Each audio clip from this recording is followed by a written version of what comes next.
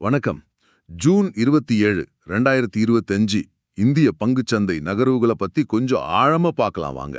முக்கியமா முதலீட்டாளர்களுக்கு என்ன விஷயம் இருக்குன்னு பார்க்கலாம். ஆமா, நிச்சயமா. இன்னைக்கு பாத்தீங்கன்னா சந்தையோட மனநிலையே ரொம்ப பாசிட்டிவா இருந்தது, அது தெரிஞ்சது. ஆமா. சென்செக்ஸ் நிஃப்டி ரெண்டுமே புது உச்சிக்கு போச்சு. இதுக்கு அந்நிய முதலீடு தொடர்ந்து வர்றதும், குளோபல் எக்கானமி கொஞ்சம் ஸ்டேபிளா இருக்கிறதும் காரணமா சொல்லலாம். ம்.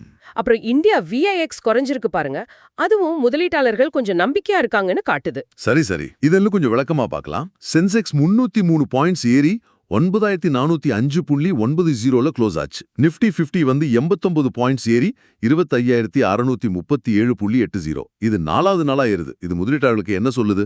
ஆமா, இந்த தொடர்ச்சியான ஏற்றம் முக்கியமா அந்நிய முதலீடு உள்ள வர்றது. அப்புறம் VIX கூட பாருங்க 12.39க்கு குறைஞ்சிருக்கு. ஆமா, 1.60% மைனஸ்ல. ஆமா, இது நல்ல நம்பிக்கையா காட்டுது. ஆக்சுவலா இந்த விக்ஸ் அளவு கடந்த சில மாச சராசரியை விட கம்மி. ஓ, அப்படியா? ஆமா, முதலீட்டாளர்கள் கொஞ்சம் ரிலாக்ஸ்டா இருக்காங்கன்னு சொல்லலாம். முக்கியமா இந்த ஏற்றம் பரவலா இருந்துச்சு. நிறைய துறைகள் பங்கு போட்டிருக்கு. இது ஒரு நல்ல அறிகுறி. ஓகே. சோ ஓவரால் மார்க்கெட் நல்லா இருக்கு. இப்போ குறிப்பிட்ட துறைக்கு வருவோம். மெட்டல்ஸ். நிஃப்டி மெட்டல் இண்டெக்ஸ் 0.35% ஏறி இருக்கு. இது ஒரு மாசத்துல இல்லாத நல்ல வாராந்திர லாபம் சொல்றாங்க. ஏன் இந்த திடீர் ஆர்வம்? இதுக்கு பல காரணங்கள் சொல்லலாம். ஒன்னு குளோபல் லெவல்ல மெட்டல் விலை ஏறி இருக்கு. சரி. அப்புறம் நம்ம உள்நாட்டுல இன்ஃப்ராஸ்ட்ரக்சர் உற்பத்தி துறைகள்ல தேவை நல்லா இருக்கு. சீனால எக்கனாமிக் ஸ்டிமுலஸ் பத்தி எதிர்பார்ப்புகள் இருக்கு. அப்புறம் அமெரிக்கன் டாலர் கொஞ்சம் வீக்கா இருக்கிறதும் ஒரு காரணம். ஓ, பல காரணங்கள் இருக்காப்போ. ஆமா, இதெல்லாம் சேர்த்து பார்க்கும்போது இந்திய மெட்டல் கம்பெனிஸ்க்கு இது ஒரு நல்ல சூழல். இன்வெஸ்டர்ஸ் குளோபல் கமாடிட்டி விலைகளையும் டொமஸ்டிக் தேவையும் பார்த்துட்டே இருக்கணும். புரியுது. இப்போ பங்குகள் பத்தி பேசுவோம். Ambuja cements, Adani group company இன்னைக்கு ட்ரேடிங்ல 3% மேல ஏறி கடைசிய 1.30% லாபத்துல 574 ரூபாய்க்கு முடிஞ்சது. ஏன் இந்த ஏற்றம்? அதுக்கு காரணம் ஒரு முக்கியமான கைகப்படுத்தல் அறிவிப்பு. ஓ, அக்விசிஷனா? ஆமா, தூத்துக்குடியில மை ஹோம் குரூப்போட 1.5 மில்லியன் டன் கிரைண்டிங் யூனிட்டை 413.75 கோடிக்கு வாங்கியிருக்காங்க. ஓஹோ, தூத்துக்குடியிலையா? ஆமா, இது அவங்களுக்கு தெற்கு மாநிலங்கள்ல மார்க்கெட் ஷேர் அதிகரிக்க நல்லா ஹெல்ப் பண்ணும். சிமெண்ட் செக்டார்ல இந்த மாதிரி விரிவாக்க உத்திகளை பார்க்கிற முதலீட்டாளர்களுக்கு இது ஒரு முக்கியமான நியூஸ். ஆமா, சவுத்ல மார்க்கெட் பிடிக்கிறது முக்கியம்தான். ஆனா இந்த மாதிரி வாங்கின பிறகு அந்த இன்டிகிரேஷன், அதாவது ஒருங்கிணைக்கிறதுல சவால்கள் இருக்குமே. நல்ல கேள்வி கேட்டீங்க. கண்டிப்பா ஆபரேஷன்ஸ் இன்டிகிரேட் பண்றதுல சில சவால்கள் வரலாம். ஆனா லாங் டேர்ம்ல பார்த்தா மார்க்கெட் ஷேர் அதிகமாகிறது ரொம்ப முக்கியம்.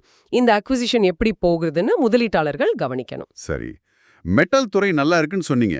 அதுக்கு இன்னொரு எக்ஸாம்பிள் டாடா ஸ்டீல். நிஃப்டி 50ல டாப் கெய்னர்ஸ்ல ஒன்னு 2.62% ஏறி 160.50க்கு போயிருக்கு. இது வெறும் செக்டார் பாசிட்டிவா இருக்கிறதாலியா இல்ல கம்பெனியோட பலமும் காரணமா? இது ரெண்டுமே காரணம்தான். ஓ, அப்படியா?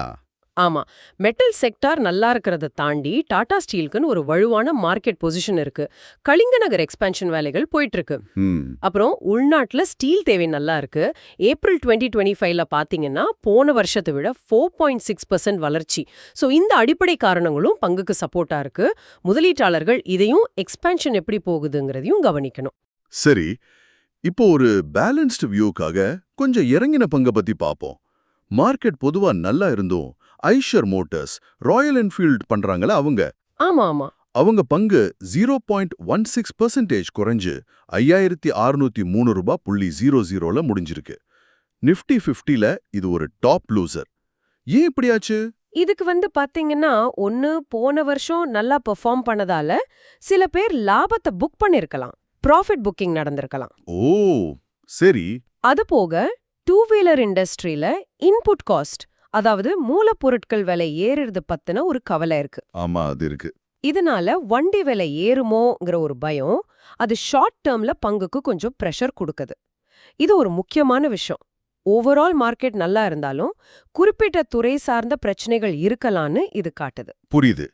அப்போ இன்னைக்கு நாம பார்த்ததுல இருந்து முதலீட்டாளர்களுக்கு என்ன முக்கியமா சொல்லலாம் சுருக்கமா? சந்தை பொதுவா நல்லா இருக்கு. மெட்டல் செக்டார் வலுவா இருக்கு. ஆமா, அம்புஜா சிமெண்ட்ஸ் அக்விசிஷனால நியூஸ்ல இருக்கு. டாடா ஸ்டீல் அடிப்படை காரணங்களால ஏறுது. ஆனா ஐஷர் மோட்டார்ஸ் மாதிரி பங்குகள் துறை சார்ந்த காரணங்களால கொஞ்சம் இறங்கியிருக்கு. இதெல்லாம் தான் இன்னைக்கு கவனிக்க வேண்டிய விஷயங்கள். ஆமா. கடைசியா ஒரு விஷயம் யோசிக்கணும்.